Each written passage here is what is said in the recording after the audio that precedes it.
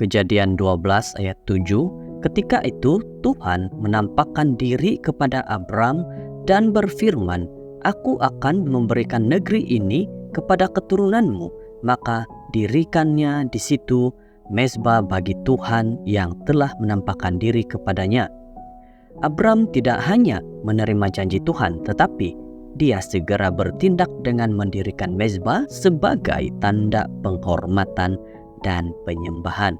Ini menunjukkan bahwa iman sejati bukan hanya tentang menerima berkat, tetapi juga tentang merespons dengan ketaatan dan penyembahan.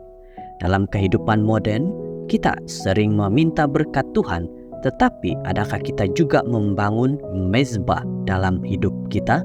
Waktu untuk bersyukur, berdoa, dan mendekat kepadanya?